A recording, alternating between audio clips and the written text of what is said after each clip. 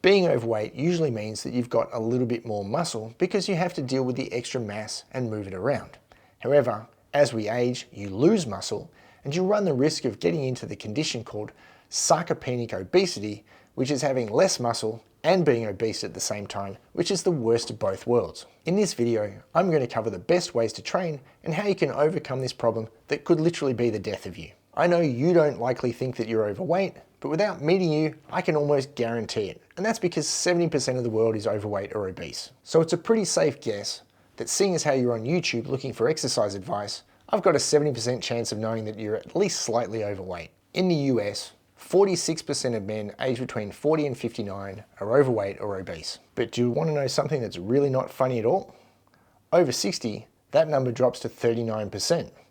That means that 10% of the people that are overweight between the ages of 40 and 59 die before they reach 60. So what's the best way to make sure you're not in that 10%? Now, most people will tell you that cardio is the best way to lose as much fat as possible as fast as possible. You certainly do burn more energy while doing endurance training than you do during strength training, but that doesn't help at all with the muscle loss side of things. But that also doesn't mean you should just lift weights, because I have to be honest, nothing makes me pause faster than an over 50-year-old guy who's already overweight telling me they plan to go on a bulk to add some muscle. That's like pouring petrol on your house while it's on fire. Now, studies show that when it comes down to fat loss from an exercise program, it doesn't actually matter whether it's a diet plan alone, a strength training plan plus diet plan, or an aerobic plan plus diet plan. They all come out about the same from a fat loss perspective. But that only talks about what's on the outside, not on the inside.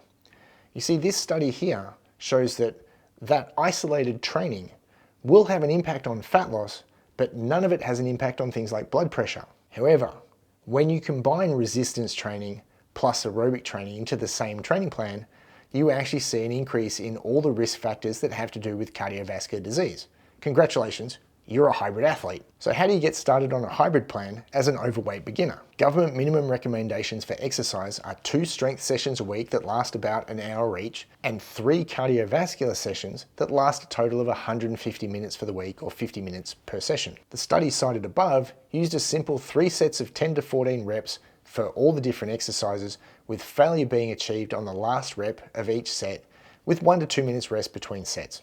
Pretty standard stuff. The 12 exercises they used were chest press, shoulder press, lat pull down, lower back extensions, abdominal crunch, torso rotations, bicep curl, tricep extensions, leg press, leg extensions, leg curl, and hip abduction, all performed on machines. The aerobic activity was just as simple. They performed 3 60-minute sessions per week, starting as low as 50% of max heart rate, but they did end up as high as 85% of max heart rate as the people progressed. You can continue on this program until you are no longer progressing. Now, progress is as simple as either adding reps, adding weight, or getting faster even though your heart rate remains the same. But once you stop progressing, what then? At that point, you need to start real strength training.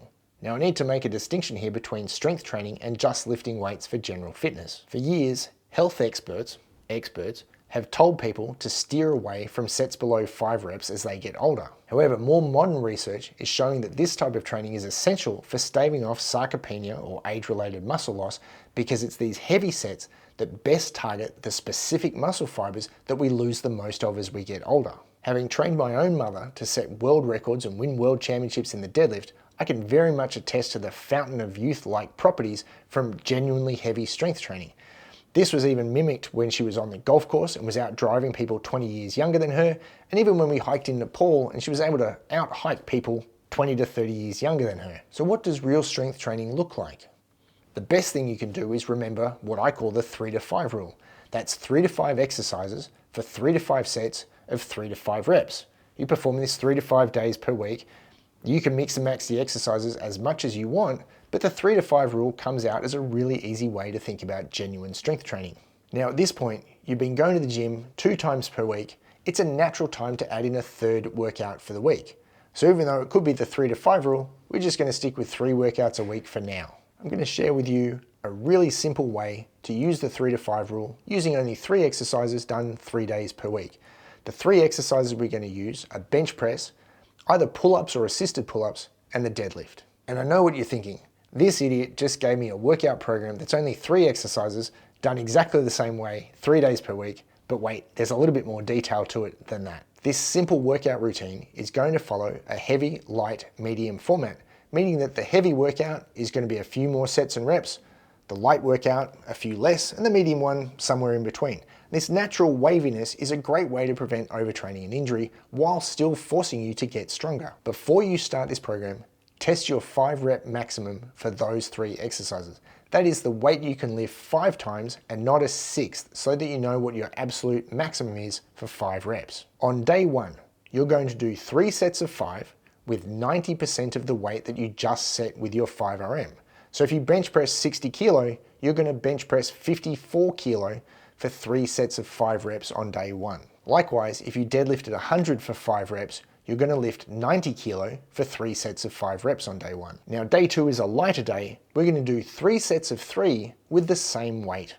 On day 3, we're going to do the same thing, but it's 3 sets of 4, and again, all using the exact same weight. The following week, add 2.5% to all those lifts and repeat the process. 3 sets of 5 on day 1, 3 sets of 3 on day 2, and 3 sets of 4 on day 3. Now in week 3, add another 2%, so you're now actually at 95% of the weight you initially lifted for your 5RM. So if you were deadlifting 100 kilo in week 1, you're now deadlifting 95 kilo for week 3. And when you've gone through week 3, you're going to do a deload week in week 4.